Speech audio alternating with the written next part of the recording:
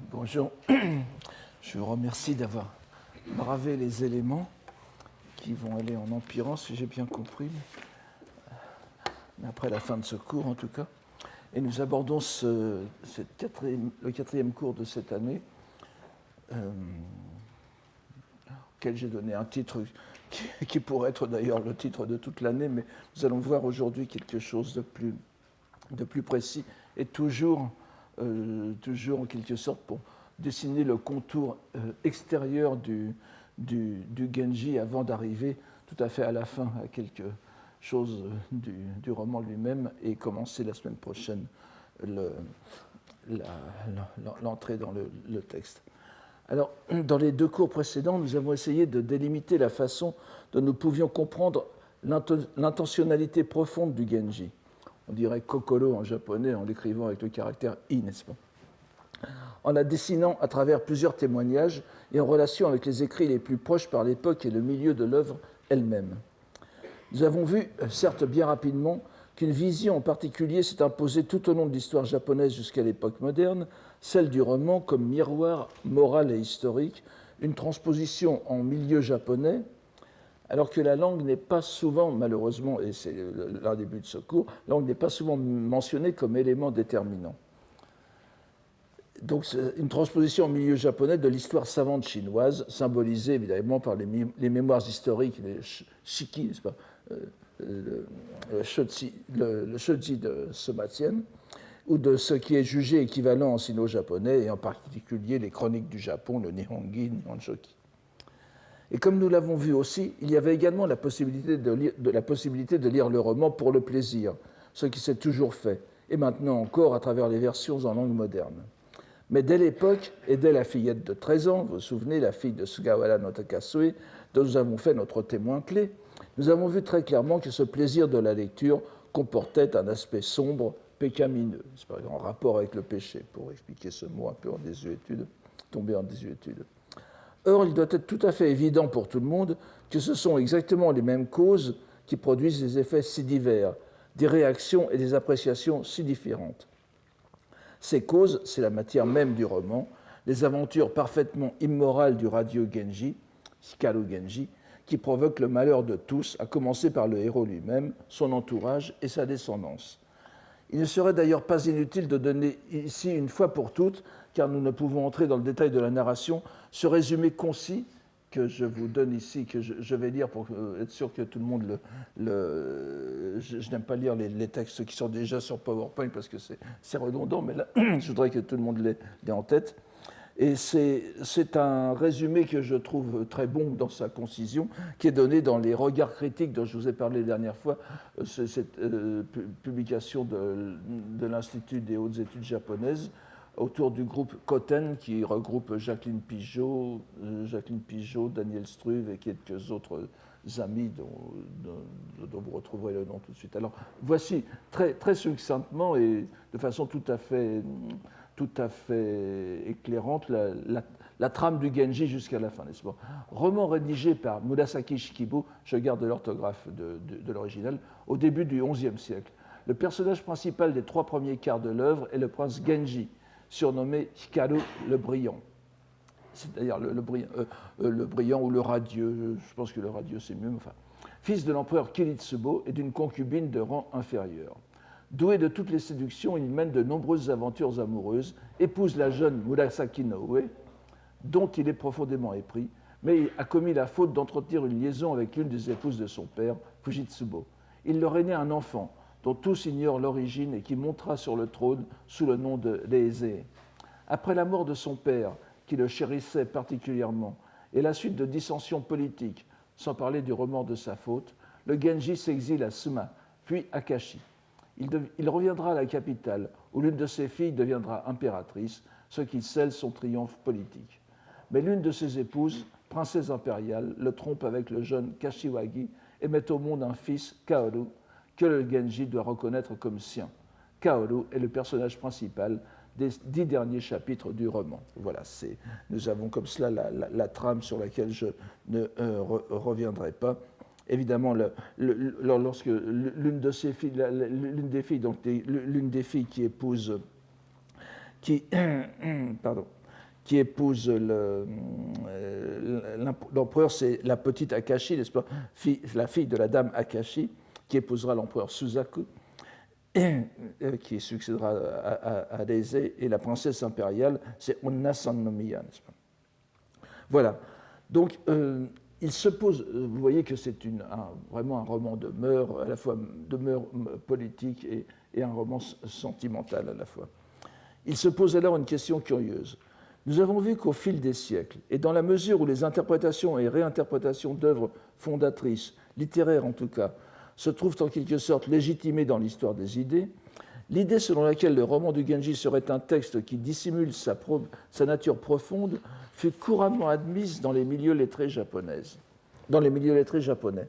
Et cette nature profonde serait donc une lecture morale de l'histoire japonaise, le roman de cour n'étant que l'occasion d'exposer comment le désordre des sentiments humains vient perturber le bon gouvernement. En ce cas, considérer cette œuvre féminine comme un démarquage ad hoc du genre éminemment masculin qu'est l'historiographie n'aurait somme toute rien d'étonnant. Je suis bien évidemment le premier à approuver une telle lecture, parce que je pense en effet qu'elle est tout à fait fondée. Et nous avons vu que dans ses notes journalières, Murasaki Shikibu elle-même semble appuyer cette idée. La lecture cursive du roman, avec ses nombreuses allusions à l'histoire chinoise, avec ses descriptions minutieuses des rituels et des usages de la cour, fait sans nul doute apparaître que l'un des soucis de l'auteur est de rendre compte fidèlement des mœurs de l'aristocratie ou de l'oligarchie de son temps, au point que l'on a pu parfois en faire une source pour la connaissance du protocole de cour, cette matière que l'on appelle le Usoku Kojitsu, ou Yusoku Kojitsu, qui est la connaissance de tous les rituels qui permet à un courtisan, et surtout plus il monte dans la hiérarchie, de se comporter correctement en public et dans les occasions solennelles, qui fait vraiment l'objet d'une sorte de transmission secrète. Vous savez que les notes journalières, les nikki tenus par les hommes, les grands courtisans, donnaient des informations pour leurs descendants. Ce n'étaient pas des journaux destinés à être publiés, mais plutôt à être transmis dans la famille, et on leur donnait le moyen de se comporter avec succès en cours. Or, le Genji Monogatari, d'un certain côté, a été considéré comme une source de ce domaine réservé.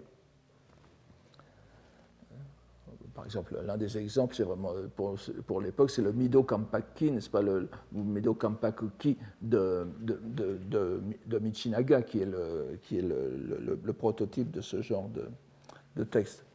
Quant au subtil rapport de puissance entre les différents clans familiaux qui se déchirent pour assurer à leurs enfants une place d'autorité à la cour, voire une place aux côtés du pouvoir suprême, ou le pouvoir suprême lui-même, on le voit tout cela dans le Genji, n'est-ce pas, c'est bien sûr le motif profond des actions autres que celles fondées sur le désir amoureux.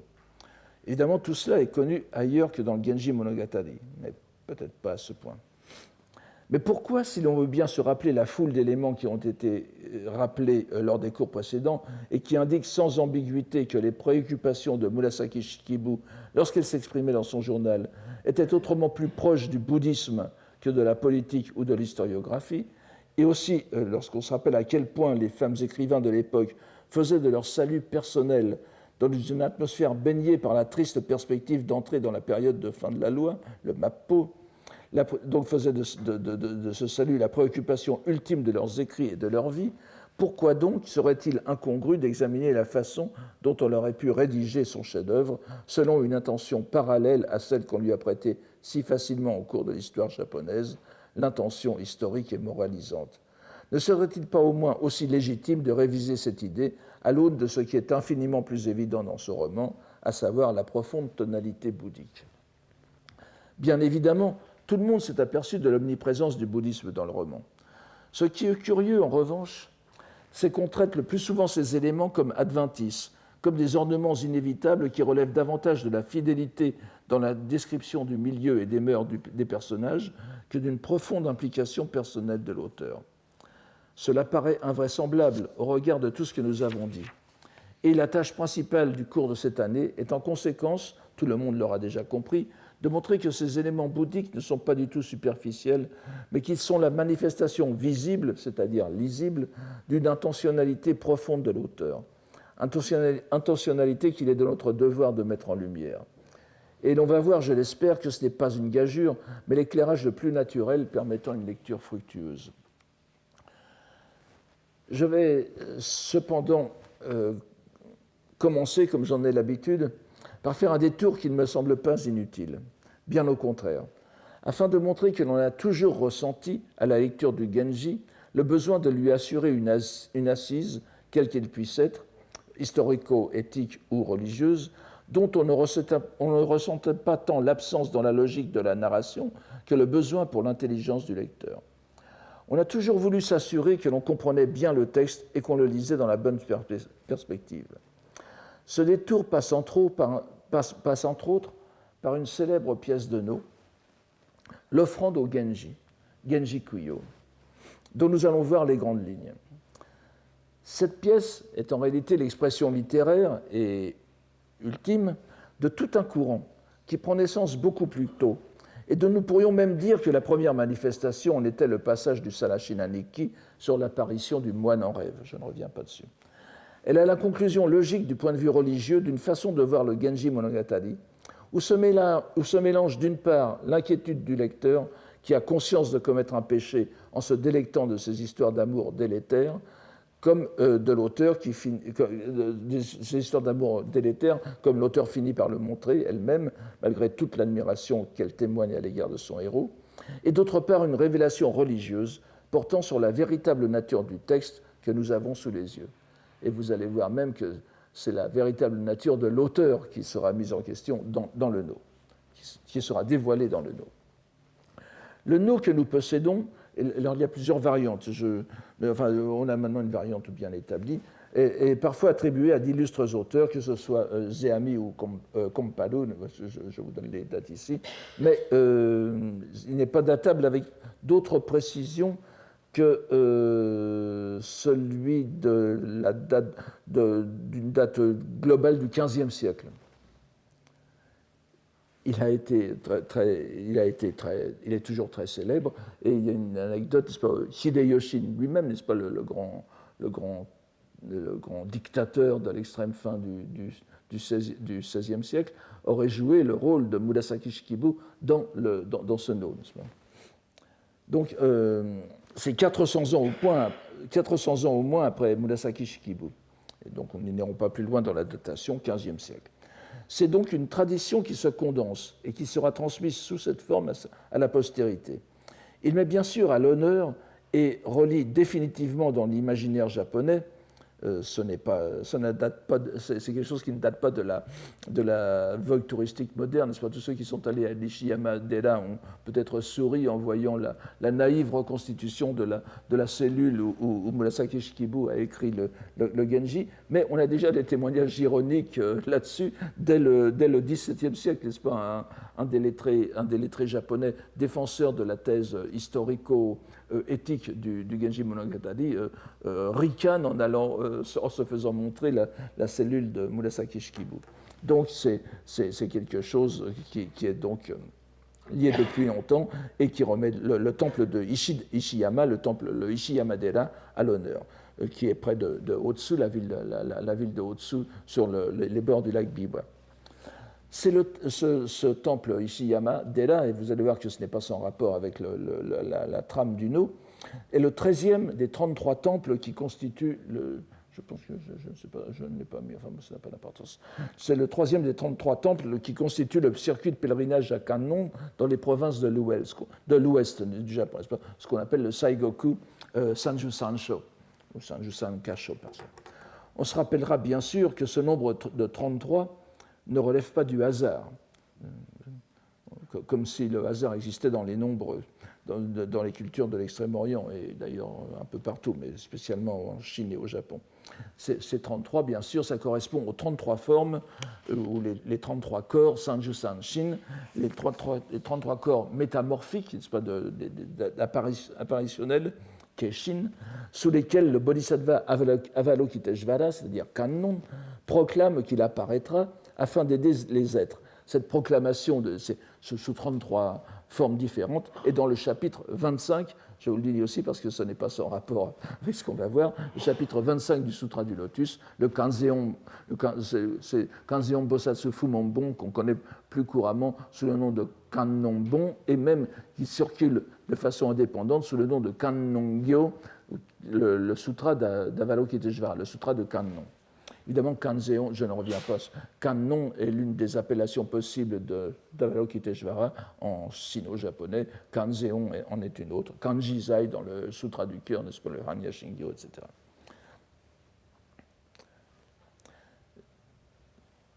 Donc nous reviendrons sur cette liste plus tard. Enfin, vous verrez que c'est une grande importance.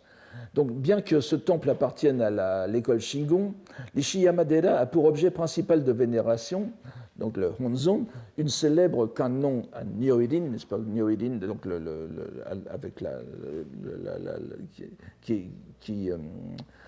littéralement au cercle qui exauce tous les vœux et qui est l'objet du pèlerinage.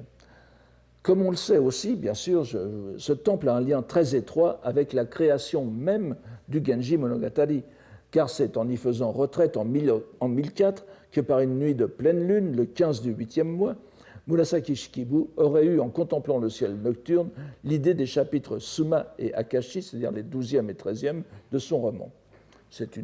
Là aussi, c'est une tradition postérieure, bien sûr, ce n'est pas Murasaki Shikibu qui le lit dans son journal, mais c'est une tradition qui est bien établie à l'époque. Ces quelques remarques nous permettent de mieux comprendre l'argument de la pièce. Donc, vous savez qu'il y a deux rôles principaux dans le no, le waki qui apparaît d'abord, donc qu'on pourrait appeler je ne sais pas, le faire valoir. Littéralement, c'est celui qui est aux côtés de l'acteur principal. L'acteur principal a le nom d'acteur, d'ailleurs, Shite, celui qui fait, n'est-ce pas? Donc, donc, ça va être une confrontation entre les deux, avec un groupe autour du waki et le shite, comme vous le savez.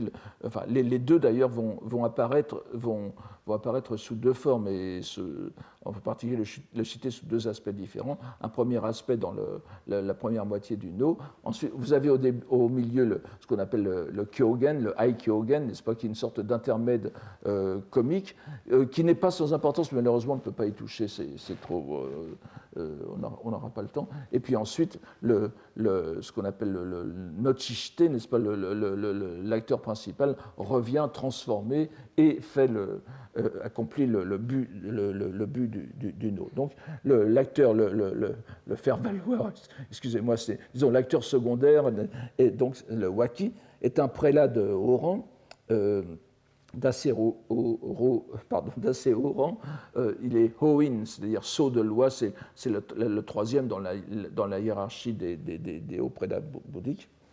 Et c'est donc, il est ici, n'est-ce pas, Aguin, c'est Choken, qui est quelqu'un de très célèbre, je reviendrai un très deuxième moment dessus tout à l'heure, et il est donc sceau de la loi, sceau non pas en 3 lettres, mais en 5, n'est-ce pas? Et Agui, faites attention à la prononciation, ça se lit Agui la plupart du temps, c'est une branche très célèbre de l'école Tendai qui s'est consacrée à la prédication populaire. Alors, comme le texte est assez complexe, je n'entre pas dans ces détails parallèles. Mais donc, le Hoin, n'est-ce pas, le sceau de la loi, accompagné de quelques moines, se dirige vers le temple de Ishiyama afin de faire ses dévotions à la Kannon qui s'y trouve, pour qui il a une foi profonde. Alors, voici l'exemple. Où aller Ishiyama no Kanzeon au Shinji, il l'appelle ici Kanzeon, mais c'est au Shinji, Tsuneni ho akobi soro, kyo mo mata mairabaya tomoi soro. Voilà, ils disent ce que je viens de vous dire à peu près. La troupe décrit brièvement les beautés du paysage traversé lorsqu'une femme surgit en tenue rustique, c'est pas une sorte de satona, paysanne, donc no, aguin no hoin ni mosbeki koto no soro, n'est-ce pas? Je ne vous lis pas. Sans le ton du no, j'en serais bien incapable. S'il vous plaît, no, moshi moshi, n'est-ce pas? Je voudrais parler au sceau de la loi d'Agui. L'ecclésiastique se présente et lui demande ce qu'il peut faire pour elle. Ce à quoi la femme se présente à son tour. Alors il y a tout un jeu sur la personne qui dit qui elle est sans le dire. On le sait tout de suite, mais ça ne... enfin, tout le monde le comprend, n'est-ce pas? C'est comme dans les films de super-héros, mais on ne le dit pas. Et l'identité de la femme principale n'arrive que, grosso modo, vers le milieu du no. Mais évidemment, personne n'est dupe. Et le jeu sur le nom de Murasaki, ce que je vais traduire, enfin, qu'on traduit par le grémil, mais je propose que lavande, c'est très bien aussi, c'est mauve ou violet, n'est-ce pas ça? Et les traducteurs anglo-saxons ont souvent traduit comme cela. Donc, voici ce qu'elle dit. Elle explique son affaire, n'est-ce pas, Koto, Mosubeki Koto Sodo, retiré au temple d'Ishiyama. Alors, Genji Dokujujo Kakishirushi. J'y ai écrit les 60 cahiers du Genji. Bon, on reviendra très rapidement là-dessus, mais il ne faut pas se laisser distraire. Alors, une distraction littéraire, Fude no Susami, qui me poursuit jusqu'après ma mort, Naki Atomade. Bien que la mémoire de mon nom s'y soit conservée, grâce au roman, n'est-ce pas, Nano Katami Towa Naritare Domo. Ce roman lui a valu la notoriété. Il m'est imputé la faute, Toga, de n'avoir finalement Tsuini pas fait offrande au Genji. Vous-voyez, Kano Genji ni Tsuini kuyo o sezarishi Toga ni yori. Donc, elle n'a pas fait d'offrande funéraire au Genji. Et je ne puis émerger, alors ici,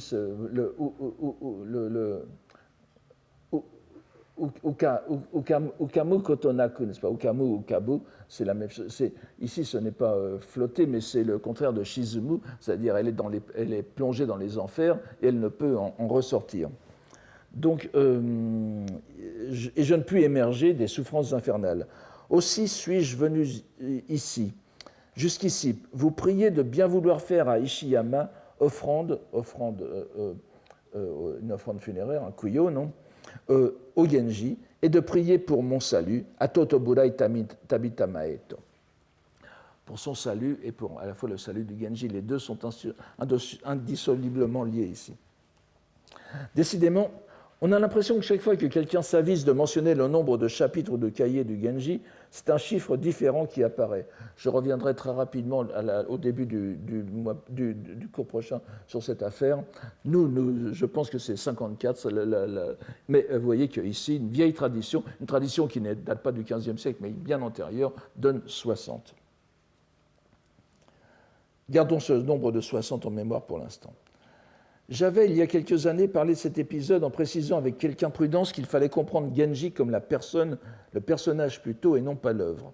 Je serai maintenant beaucoup moins catégorique après avoir constaté que les commentateurs sont divisés. Il me semble malgré tout que mon impression première n'est pas à rejeter. Enfin, vous le verrez d'ailleurs. Il y a bien sûr la possibilité que l'auteur entretienne sciemment l'ambiguïté, ce qui ne nous étonnera pas. Le personnage, en fin de compte, n'est-il pas le roman lui-même ? Il semblerait aussi que cette faute de l'écrivain soit littéraire et concerne bien son héros, c'est-à-dire une faute dans la composition de l'œuvre, parce que vous savez que l'un des petits mystères du Genji, entre autres, c'est qu'il y a un moment où on sait que Genji est mort, mais ce n'est pas décrit dans le roman. Il y a avant et après sa mort. Elle l'a fait mourir, nous le savons bien. Nous le savons, bien que nous n'ayons pas assisté à sa mort, mais elle ne lui a pas rendu, en tant qu'écrivain, l'office funéraire qu'elle lui devait. Tout est parfaitement décrit dans le roman, donc il y a quelque chose. L'absence de l'épisode dans le roman est une faute à la fois littéraire et morale, vous voyez, d'où son actuel châtiment. Le prêtre est plein de bonne volonté, mais à l'évidence de compréhension un peu lente. Peut-être est-ce dû à l'atmosphère irréelle qui entoure ce qui est bel et bien une apparition, ou simple affaire de politesse. Il répond donc que malgré le caractère insolite de la demande, il l'accomplira. Je n'ai pas la citation, mais Kidoku, n'est-ce pas? Kidoku, c'est vraiment bizarre ce que vous me demandez, donc le caractère insolite de la demande, il l'accomplira bien volontiers. Mais il demande à qui, à l'intention de qui, il devra adresser la... Ah non, excusez-moi, ici c'est... Oui, le Kidoku intervient plus tard. Ici c'est simplement Omoi Moyoran Koto. D'ailleurs, enfin, c'est un écho possible, un écho possible du Genji. Mais il demande vers qui il devra réorienter Eko, ce terme important. On fait un rite dont les bienfaits vont être orientés vers quelqu'un, c'est-à-dire celui qui demande le rite. C'est un concept important dans le rituel bouddhique. Et donc Tare to kokoro zashite, Eko Moshisoro Beki. Alors, mais l'apparition se dérobe à la question en lui disant qu'elle lui apparaîtra au monastère et qu'elle sera avec lui pour prier pour le repos du Genji.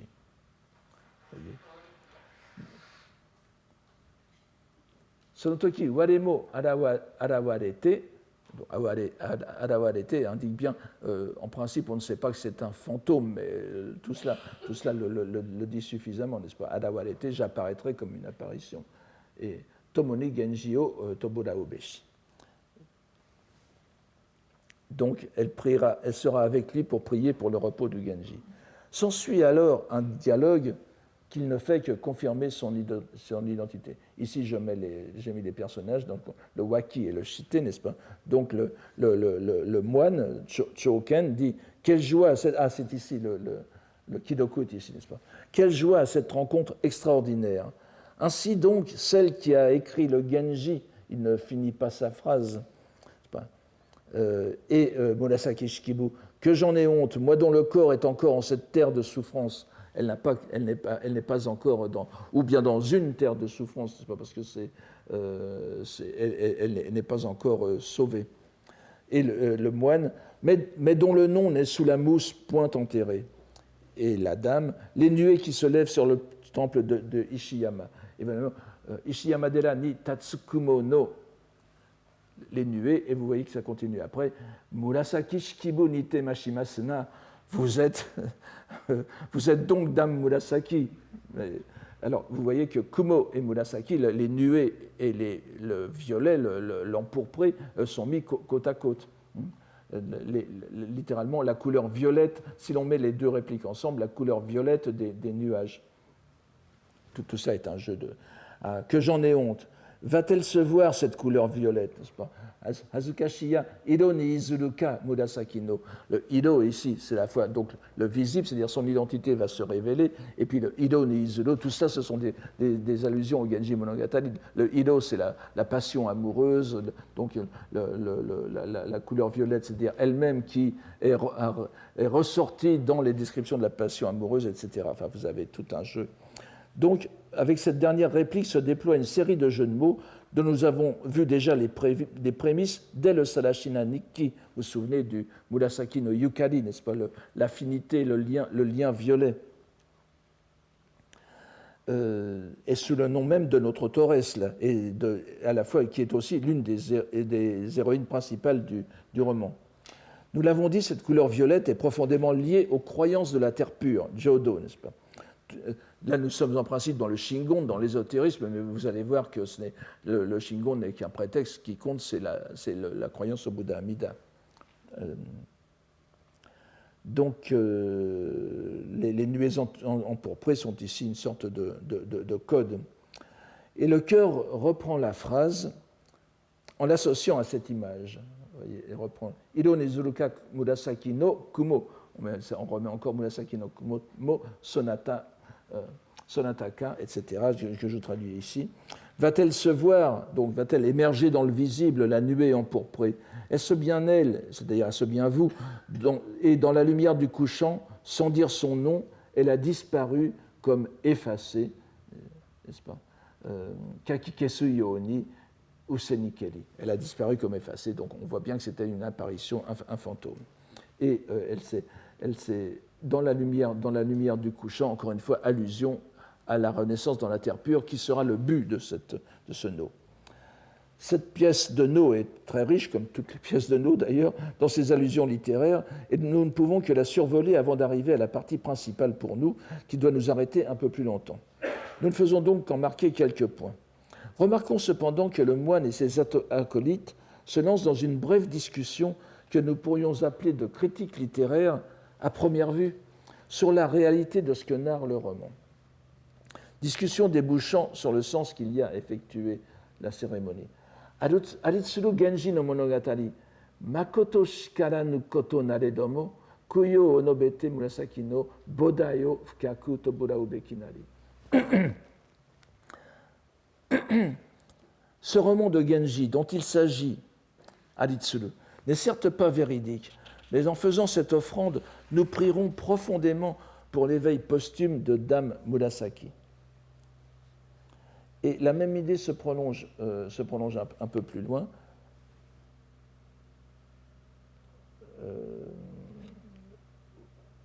Oui, je ne sais pas si je...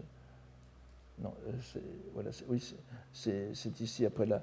Les fleurs aussi, dont les couleurs violettes se dispersent dans un rêve, n'auront duré qu'un temps, Shitotoki. Quand nous l'entendons, et le roman de Genji, d'un passé disparu sans rien laisser, Adanimo Kieshi Inishie, quand nous l'entendons, combien d'incertitudes nous avons sur sa réalité.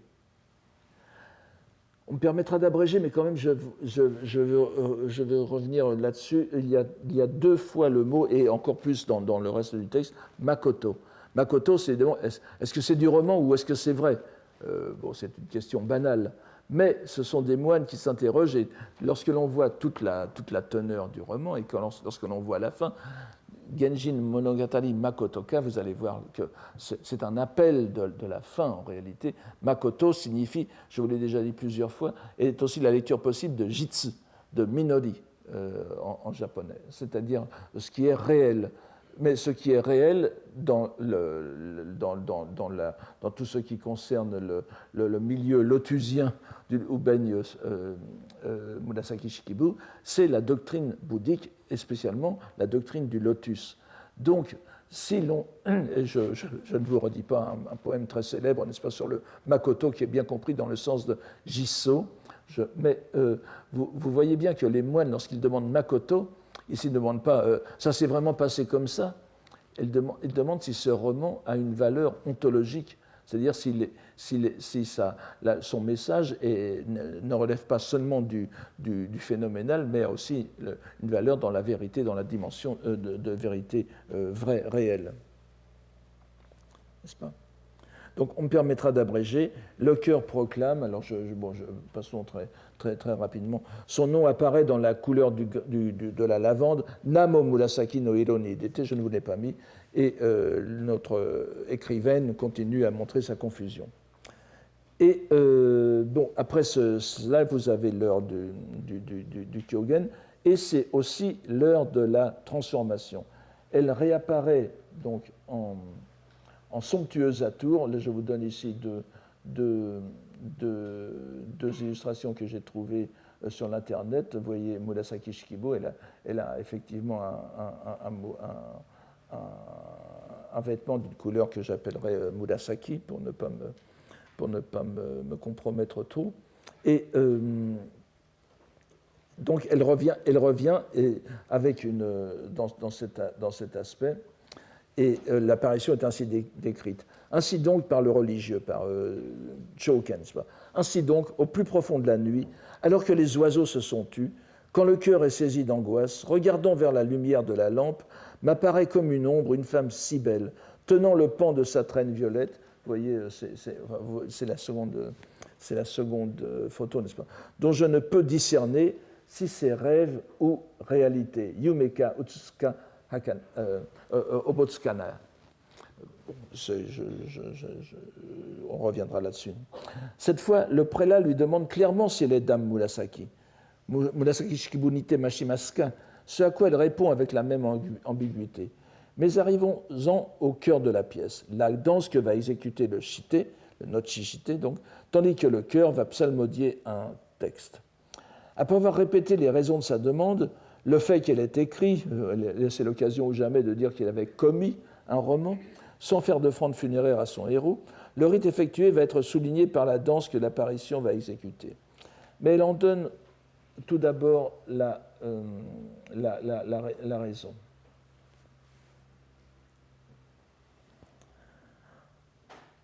En profitant de cette affinité si rare, je n'ai pas mis ça, mais donc j'ai fait en pensée Shinju no Shogun o Hashi.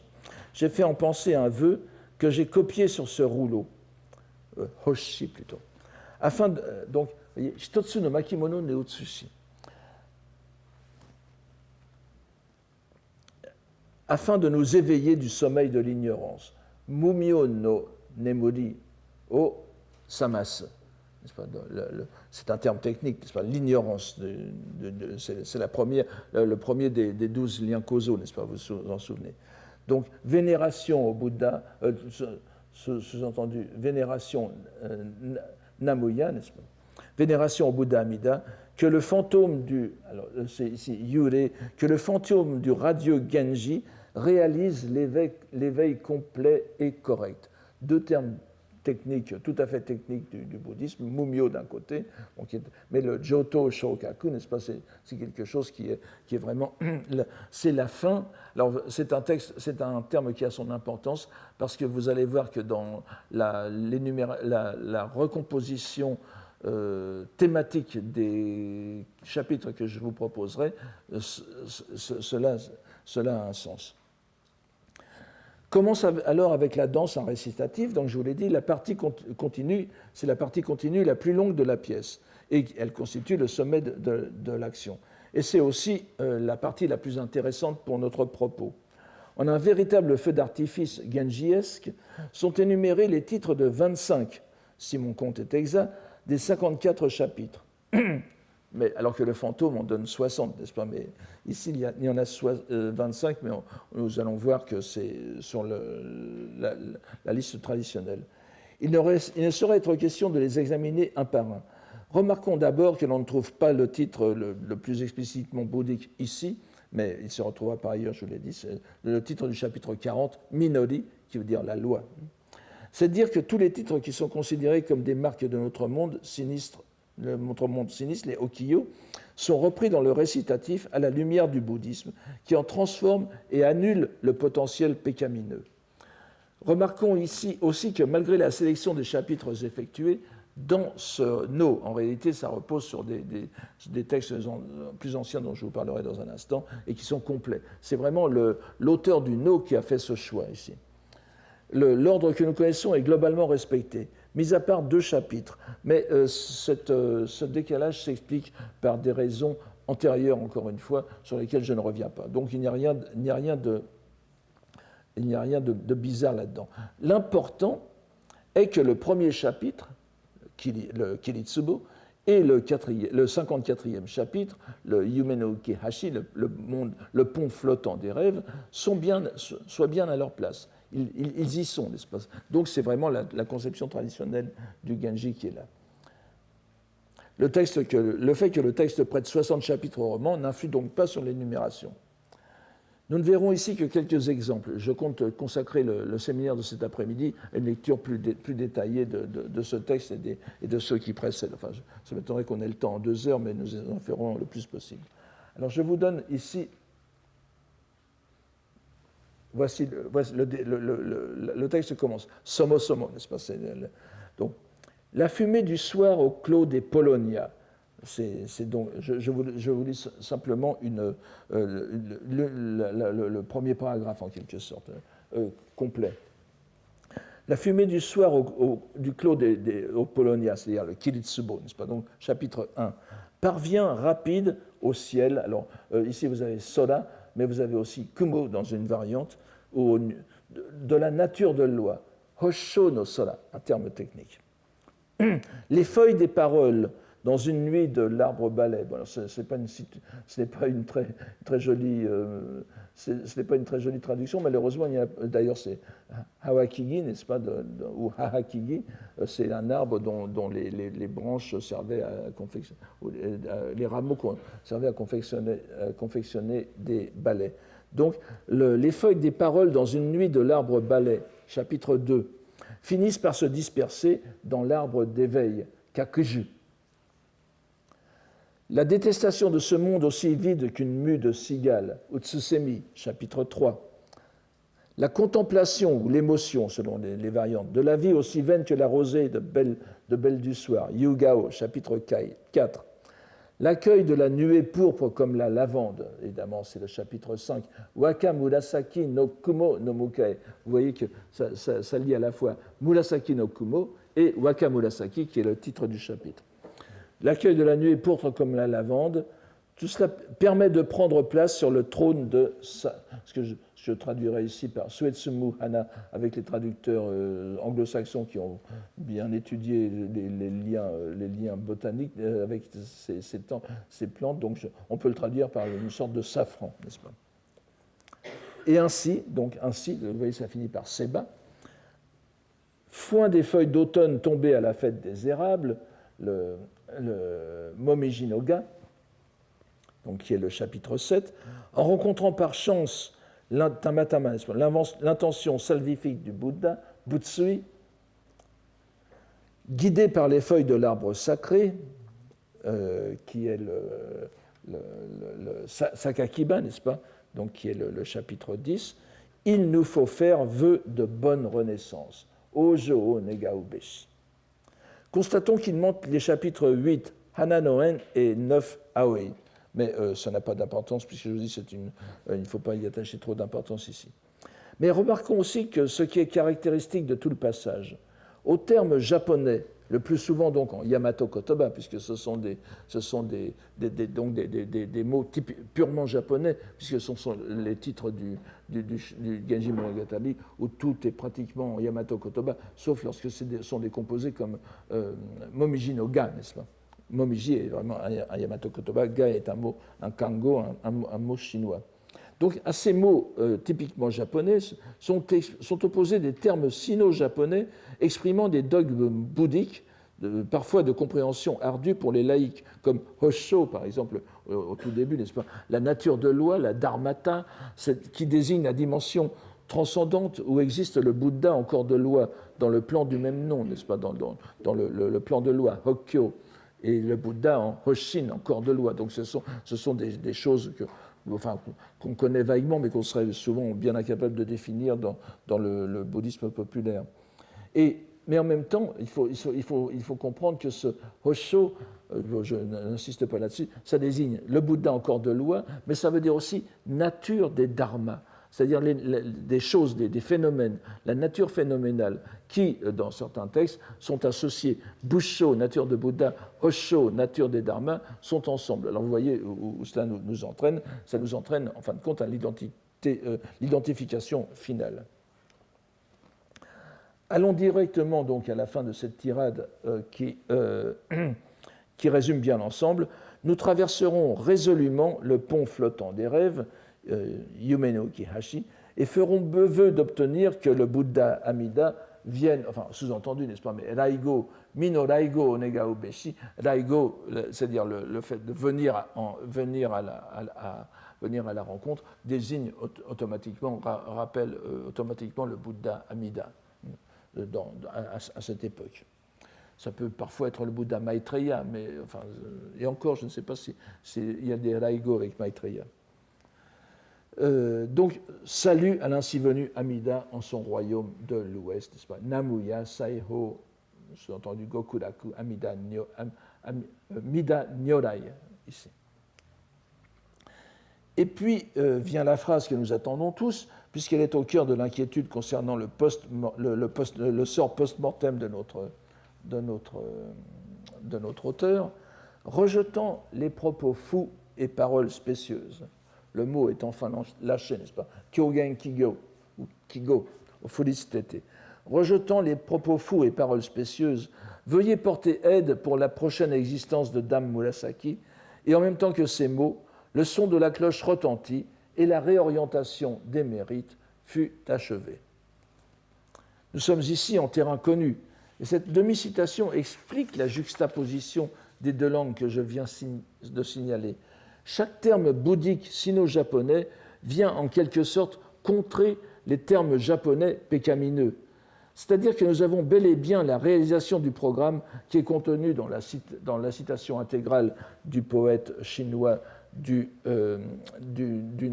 IXe siècle, Po Chui, n'est-ce pas, Hakurakuten, Hakkyoi, que j'ai rappelé plusieurs fois au fil des ans et que je vous rappelle encore ici parce qu'elle est très importante. Je souhaite que mon œuvre d'écriture profane, vous voyez, Seizokumoji, Seizokumoji, c'est à peu près la façon dont on traduirait en chinois classique, parce que Po Chui ne parle pas japonais, qu'on traduirait kana, c'est-à-dire les textes syllabaires japonais. Mais c'est-à-dire que pour les Japonais, c'est ce que ça veut dire aussi. Donc, je souhaite que mon œuvre d'écriture profane, que j'ai faite en cette existence, cette faute que sont les propos fous et les paroles spécieuses de la poésie, se retourne, shirugaeshite, n'est-ce pas, shirugaesu, ici, le premier caractère de la deuxième ligne, se retourne pour devenir dans les existences futures cause de louange au véhicule de Bouddha, Butsujo, et condition de mise en branle de la roue de la loi. J'ai déjà fait remarquer au séminaire que cette citation se trouvait au cœur du Wakan Roeshu, le recueil des poèmes chinois et japonais dignes d'être psalmodiés ou chantés, de Fujiwara no Kinto, contemporain de Murasaki Shikibu, donc, et texte qui fut rédigé en 1013 selon l'avis général, donc au moment du Genji. Tout le monde le connaissait donc, tout le monde connaissait cette citation à l'époque, et plus tard aussi, bien sûr. Nous voyons, elle est constamment répétée, je ne reviens pas là-dessus. Nous voyons donc le récitatif de cette pièce de No faire exactement ce que demande Po Chui dans son vœu. Les termes sont transformés, permutés, shirugaesu, en moyen de propager la doctrine bouddhique. Il semble bien que le récitatif transmettent en même temps, donc c'est le cœur, mais c'est aussi Murasaki Shikibu elle-même qui parle, et qu'il ne s'agit donc pas d'une élaboration littéraire du cœur, d'un commentaire. Cela est bien renforcé par les dernières paroles du No. Tout d'abord, le fantôme remercie. Ah, pardon, je n'ai pas donné ici. Par la puissance du rite en vue du salut posthume du radieux Genji, je suis assuré de participer moi aussi au banquet de la fleur de lotus où je renaîtrai. Alors vous voyez, Hachisu no Hana no En. Vous voyez que le Hachisu no Hana no En, le banquet de Hana no En, c'est le titre du chapitre du chapitre dont nous avions signalé, c'est le chapitre 9, qui est avant le 10e en tout cas, c'est le 8 ou 9, je pense que c'est le 9, j'en suis pas sûr brusquement, mais en tout cas c'est l'un des chapitres qui n'est pas dans l'énumération, et c'est Murasaki Shikibu qui le donne elle-même, et en le transfigurant, en disant que cette fête des fleurs, n'est-ce pas, Hana no En, c'est le banquet, c'est le banquet, le pique-nique, la fête pique-nique, n'est-ce pas, est transformée en Hachisu no Hana no En, c'est-à-dire la fête de la fleur du lotus qui pousse dans les temps où renaîtra Murasaki Shikibu, et évidemment Hachisu no Hana, c'est le sutra du lotus. C'est le chapitre 8. Donc c'est une ultime fioriture littéraire, n'est-ce pas, la mention du chapitre 8 qui avait été laissée de côté tout à l'heure et qui est ainsi remis dans le cycle. Mais voici alors la chute décisive, et c'est là c'est quelque chose qui n'est pas dans les traditions antérieures. Donc, excusez-moi, je n'ai pas donné oui, il n'est pas très intéressant, mais enfin en soi, mais je vous le lis seulement parce que ce qui est important, c'est l'identification. C'est le cœur donc qui parle, et les moines qui accompagnent Choken. Et je vous dis encore, c'est la révélation du No, n'est-ce pas? À y bien réfléchir, celle que l'on appelle Murasaki Shikibu est la Kanzeon du temple Ishiyama. C'est Kanzeon Bosatsu, Avalokiteshvara, qui s'est manifestée provisoirement en ce monde. Karini arawarete, konoyo ni arawarete, avec le roman du Genji tel qu'il est, Kyaku no Gotoku. Si on y pense encore, c'est un expédient salvifique, Hoben, pour faire connaître aux gens le monde comme rêve, un serment on ne peut plus précieux. Et si l'on y pense, le pont flottant des rêves, le dernier chapitre, c'est un discours fait en rêve, c'est un discours fait en rêve. Je n'ai pas le texte complet ce soir. Donc vous voyez que la lecture de ce paragraphe, de cette conclusion,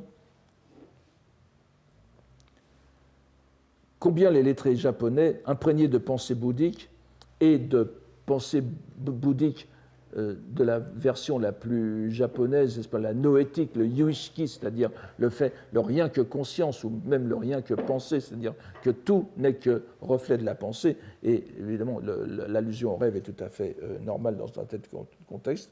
Donc, depuis le début du texte de ce no, nous fluctuons entre les deux dimensions, yume, utsutsu. Et utsutsu reflète makoto, n'est-ce pas ? La réalité, c'est aussi le makoto. Et il nous est finalement démontré que nous avons eu tort de prendre l'ensemble de la narration au pied de la lettre. Mais le premier paradoxe est bien sûr avant tout la relation entre l'écrivain et son personnage. Elle est damnée, Murasaki Shikibu, pour ne pas avoir décrit le rituel littéraire qui aurait dû accompagner l'imaginaire Genji lorsqu'il est mort. Et l'étrange absence de la scène de la mort du Genji, qui est mystère littéraire, devient ici l'objet d'un jugement surnaturel. Il n'y a personne pour lui objecter ce qui viendrait à l'esprit de tout lecteur moderne, mais c'est du roman. S'ensuit alors la scène du récitatif, qui doit mener au salut posthume du personnage imaginaire. Elle donne en même temps une clé exégétique du Genji, qui n'entend probablement pas s'appliquer dans les détails, mais dont le principe est clair. Chaque chapitre du Genji doit être lu à la lumière des dogmes du bouddhisme, et même chaque chapitre illustre ici un dogme précis. Si c'est l'auteur lui-même qui l'affirme, il n'y a pas de raison d'en douter. Mais bien évidemment, la chute finale vient inverser complètement Hirogaesu la perspective. Le personnage est imaginaire, mais l'auteur l'est tout autant. Murasaki Shikibu, dont le nom n'est finalement qu'une fiction tirée de son roman, et elle apparaît déjà en cela comme un personnage qu'elle aurait elle-même créé, n'est qu'une fantasmagorie. C'est une création du Bodhisattva Avalokiteshvara lui-même. Ainsi s'explique le plus naturellement du monde le lien avec l'Ishiyama-dera, où Murasaki Shikibu aurait eu son inspiration première, puisque c'est la canon de ce temple, qui est le Honji, n'est-ce pas, le Honji Suijaku, dans la doctrine du Honji Suijaku, la base originelle et les traces descendues, la base, le fondement et les vestiges, si vous voulez, vestiges au sens vestigium latin, n'est-ce pas, la trace. Donc, c'est la canon qui est derrière Murasaki Shikibu. Et nous voyons les nombreuses occurrences dans ce texte, nous voyons souvent le mot ato, que nous pensions traduire dans le sens de posthume, ce qui vient après, mais ça veut dire aussi la trace. Et à la lumière de la révélation, donc Murasaki Shikibu, c'est Avalokiteshvara, le mot ato, qui revient constamment, prend un sens nouveau. Ato, c'est Murasaki Shikibu comme trace d'Avalokiteshvara. Vous voyez, c'est très complexe. Donc nous sommes bel et bien dans une situation de Honji Suijaku, de base foncière et de traces descendues, de fondements et de vestiges. On pourrait même dire et de vertiges. Bien sûr, l'auteur du no, quel qu'il soit, n'a pu s'empêcher de confirmer la cohésion de son identification, et c'est là quelque chose qui est tout à fait, je pense, soutenable. Il y a 25 chapitres identifiés ici, ce qui fait, du Genji Monogatari. Or, je vous ai dit, le Kannongyo, le chapitre de Kanzeon Bosatsu dans le Sutra du Lotus, c'est le 25e. Et on ne peut que penser qu'il y a un sens. Et d'ailleurs, vous voyez, il y a un 26e chapitre, mais qui est ajouté par Murasaki Shikibu après l'énumération. Alors, en réalité, ce récitatif d'une pièce de no datable du XVe siècle est l'aboutissement d'une longue tradition qui remonte, ou que l'on fait traditionnellement remonter, au moine Choken. Oui, excusez-moi, je vous dirai ça. Que l'on fait traditionnellement remonter au moine Choken, donc 1126-1203, à peu près contemporain de Jien, qui est un religieux de l'école Tendai, connu sous le nom de Agui Hoin, et fondateur d'une lignée de religieux prédicateurs. Qui était spécialisé dans le Shodo, la prédication extra-monastique. Ce récitatif n'est qu'une adaptation de ce texte, qui est connu par plusieurs versions en sino-japonais et en japonais. Nous reviendrons sur ce texte plus en détail au cours du séminaire, mais disons ici que la liste des chapitres du Genji qui est donnée, plus complète que dans le récitatif, donc dans les textes antérieurs, présente parfois des divergences avec la liste canonique, puisqu'il y en a parfois jusqu'à 57. Et même dans l'ordre aussi, ce qui explique les anomalies de l'ordre du No ici. Mais il est intéressant de constater que le récitatif du No redonne en abrégé une liste canonique qui se termine bien par le chapitre 54. Et remarquons aussi combien la locution de Pochuyi, Seizoku Monji no Go, n'est-ce pas, le karma des lettres profanes, s'applique profondément au Genji.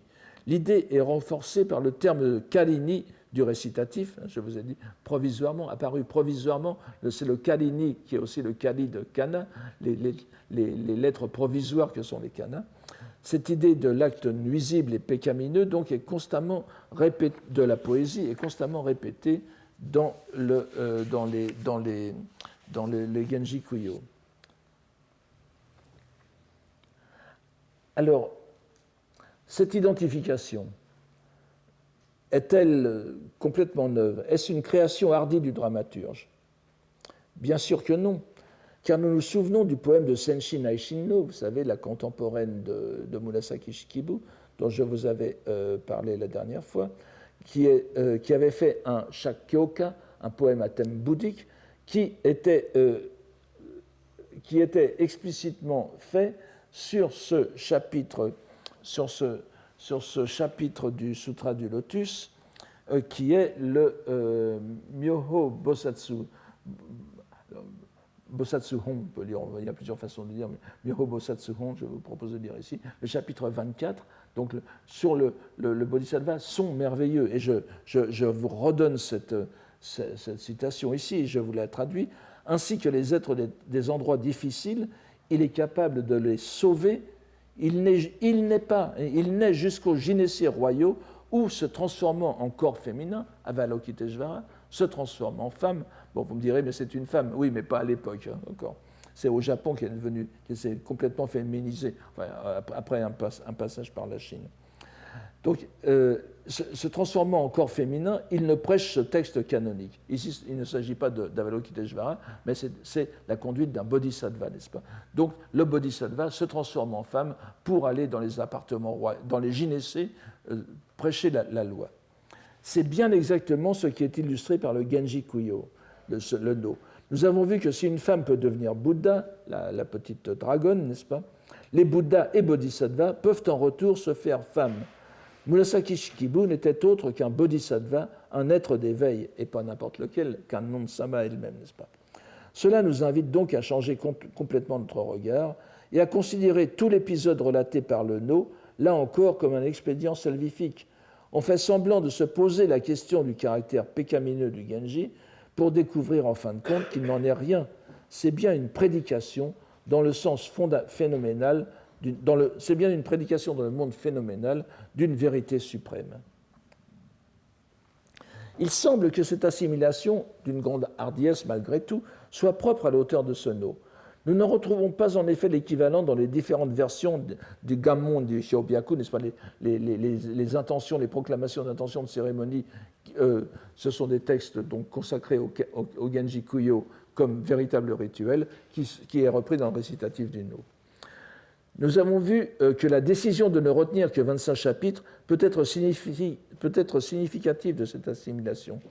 Mais il faut aussi constater qu'elle est parfaitement dans la logique assimilationniste bouddhique du Honji Suijaku, n'est-ce pas? Les bases foncières et les traces descendues, c'est un processus constant d'identification de ce qui est dans la réalité japonaise avec la réalité bouddhique.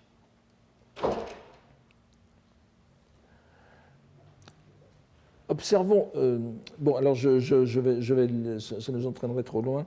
Donc, Ce qui est important pour notre propos est de souligner que puisqu'il y a déjà mise en correspondance élaborée des chapitres du Sutra et du Genji au cours d'un rituel, sur lequel je ne reviens pas ici, antérieur à cela, mais il y a déjà une identification des 28 chapitres du Sutra du Lotus avec les 54 du Genji Monogatari, ou parfois, mais en général, maintenant, après c'est 54. Cela existe, n'est-ce pas, dans les traditions bouddhiques que l'on fait remonter à Choken, donc aux alentours de l'an 1200.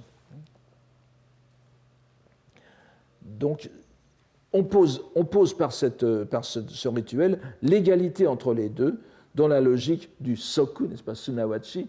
On pourrait dire que le Genji Monogatari Soku Hokekyo, le Genji Monogatari est le Hokekyo. Dans le monde phénoménal, c'est le Genji, dans le monde réel, c'est le Hokekyo. Et donc poser un agent commun aux deux, c'est-à-dire un acteur commun, c'est-à-dire Avalokiteshvara, n'est-ce pas, est tout aussi naturel. Nous ne sommes certes pas obligés d'adhérer à cette vision tardive du Genji, mais nous ne pouvons que remarquer, pour revenir à l'approche que nous essayons de mettre en œuvre, que seule une vision bouddhique peut se déployer avec tant d'ampleur et de vraisemblance sur ce texte. Qu'en tout cas, seules des visions bouddhiques ont été tentées sur une telle échelle. On ne pourrait pas s'amuser à faire la même chose entre le Genji Monogatari et les mémoires historiques de Somatien, par exemple, ou le Nihon Shoki. La vision historicisante n'a jamais tenté d'aller aussi profondément dans l'herméneutique du texte. Bon, il est vrai qu'il n'en a nul besoin, car la vision historique s'explique en quelque sorte d'elle-même. Nous avons donc montré qu'une vision profondément bouddhique de l'œuvre s'est déployée au fil des siècles. Elle a été élaborée à l'envi par les moines et les lettrés. Il est facile, c'est vrai, avec un peu d'imagination, de plier toute œuvre à l'idéologie ambiante. Mais cela ne suffira pas pourtant à notre exigence de compréhension. Faut-il voir dans ces lectures bouddhiques une trahison, une compensation, une élévation d'un texte par trop mondain, ou bien avons-nous vraiment de quoi chercher dans l'œuvre elle-même les raisons de sa dématérialisation, si j'ose dire?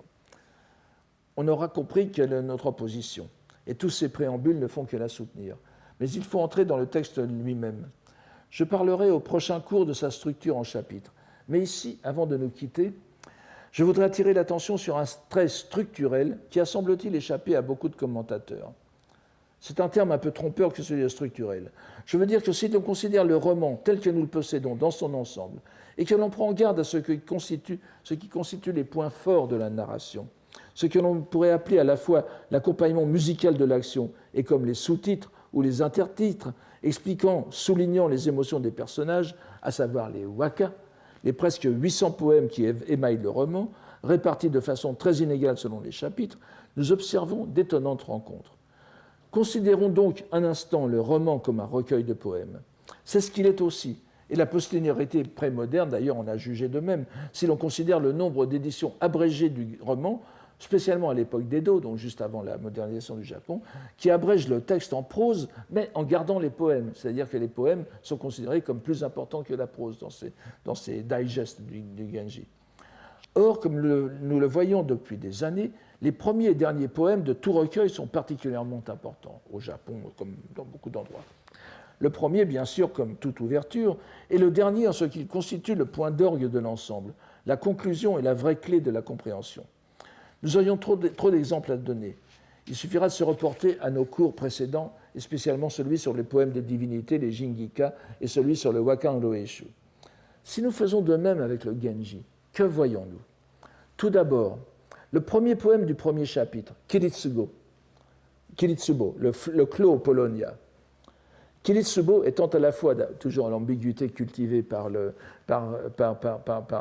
n'est-ce pas? Kiritsubo est à la fois le nom de l'empereur qui fut le père de Genji et la dénomination par appartenance, si l'on peut dire, de sa concubine impériale, l'éphémère favorite qui fut sa mère et que l'on appelle Kiritsubo Koi, la chambrière de Kiritsubo. Donc c'est à la fois le nom d'empereur et d'une concubine de rang secondaire. Épuisée par les brimades mesquines que lui valent de la part des autres dames de la cour l'affection du souverain, après la naissance du prince, elle veut quitter le palais, malgré les supplications de l'empereur. Et elle compose ce poème que je vous donne ici. Kagiri Toten. Bon, C'est l'heure, me dis-je, et à la tristesse de nos voix qui se séparent, j'eusse voulu aller sur celle de la vie. La malheureuse sait que sa vie est proche de la fin, et elle s'en retourne auprès de sa mère vivre ses derniers jours.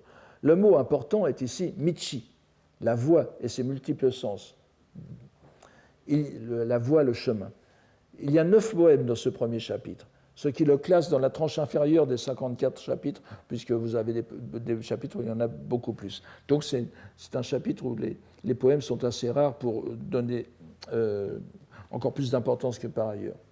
Mais si nous allons au dernier chapitre, le Yume no Ukihashi, le monde flottant des rêves, nous découvrons que ce chapitre, ce dernier, ne comporte qu'un seul poème, ce qui lui donne bien sûr une singulière importance. Cette unicité criante est à l'évidence voulue. Il n'y a que 2 chapitres dans le Genji à ne présenter qu'un seul poème. L'autre étant le chapitre 42, je ne reviens pas dessus.